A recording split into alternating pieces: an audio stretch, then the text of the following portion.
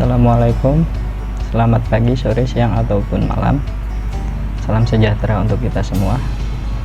Saya Bayu Prayogi, peserta Latsar CPNS tahun 2021 Kabupaten Karawang, Angkatan 5, Kelompok 1, akan mendeskripsikan salah satu tokoh yang berjiwa nasionalisme, yaitu Franciscus Xaverius Basuki Abdullah, yang lebih dikenal dengan Basuki Abdullah atau sang maestro lukis dengan aliran realis naturalis. Beliau lahir di Surakarta, Jawa Tengah. Waktu itu masih disebut Hindia Belanda pada 25 Januari 1915. Pendidikan di Holland Indische School, His Katolik. Selanjutnya Meer Witgebreid Leger Onderwijs atau MULO, Solo.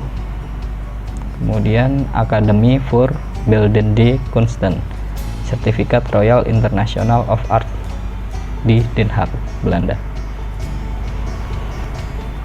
Beliau juga aktif di beberapa organisasi seperti Gerakan Putra, Pusat Tenaga Rakyat, Keimin Bunka Sidosho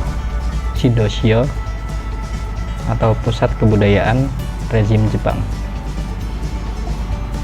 Dikenal sebagai maestro pelukis realis dan naturalis, memiliki istri Josephine Maria Michael. Basuki Abdullah sangat gemar melukis tokoh-tokoh idolanya. Tercatat lukisan Dr. Wahidin Sudirohusodo, inisiator berdirinya Budi Utomo, yang juga kakeknya sendiri.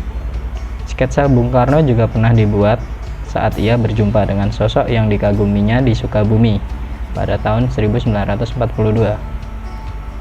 Begitu juga ia melukis Bung Hatta, Ibu Rahmi, Muhammad Rum, Sultan Hamid II di Den Haag sewaktu Indonesia tengah mengikuti konferensi meja bundar. Karya-karya itu dibuatnya saat ia tinggal di Eropa. Bahkan pada tahun 1948 di Amsterdam, Ratu Juliana dinobatkan sebagai selebrasi saat itu diadakannya sayembara melukis. Basuki Abdullah keluar sebagai juara umum, mengalahkan 87 pelukis Eropa lainnya. Basuki melukis Ratu Juliana, dan lukisan itu hingga kini masih dipasang di Istana Susjik. Basuki Abdullah juga pernah membuat lukisan Pangeran Diponegoro hingga Cut Nyak Lukisannya membuat masyarakat Indonesia lebih mengenal para tokoh-tokoh dan sosok pejuang di masa lalu yang langsung atau tidak telah menginspirasi generasi pelanjut untuk menggelorakan nasionalisme. Pada tahun 1984, Basuki Abdullah melangsungkan pameran lukisan di Hotel Hilton Jakarta yang dihadiri hingga 10.000 orang, dan pameran lukisan di tahun yang sama di Taman Ismail Marzuki Jakarta dihadiri sekitar 60.000 orang. Yang cukup menarik diulas adalah salah satu lukisannya yang berjudul Pangeran Diponegoro yang dibuat di Den Haag pada tahun 1949 sewaktu Indonesia masih melangsungkan konferensi meja bundar. Basuki Abdullah dikenal dengan karya-karya potretnya, terutama melukis wanita-wanita cantik, keluarga kerajaan, hingga kepala negara. Basuki Abdullah banyak mengadakan pameran tunggal baik di lingkup nasional maupun internasional, antara lain Thailand, Malaysia, Jepang, Belanda, Inggris, Portugal, dan masih banyak negara lain. Sekitar 22 negara di dunia mengoleksi karya Basuki Abdullah. hampir sebagian besar hidupnya dihabiskan di luar negeri. Pada tahun 1974, Basuki Abdullah diangkat sebagai pelukis Istana Merdeka. Berikut adalah beberapa karya dari Basuki Abdullah.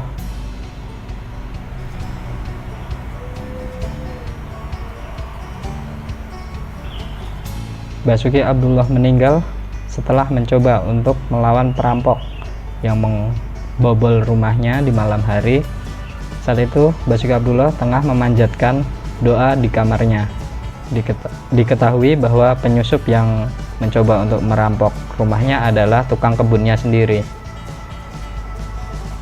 Pelaku berusaha mencoba mencuri koleksi jam tangan mewah yang memang dikoleksi oleh Basuki Abdullah. Berita kematiannya menjadi tajuk utama di masa itu, terutama bagi para pelaku dan pekerja seni. Dalam surat wasiatnya, Basuki Abdullah menyerahkan rumah beserta sebagian besar karya lukisnya dan koleksinya untuk negara. Pada tahun 2001, rumah itu dijadikan Museum Basuki Abdullah dan tetap mempertahankan bentuk asli rumahnya.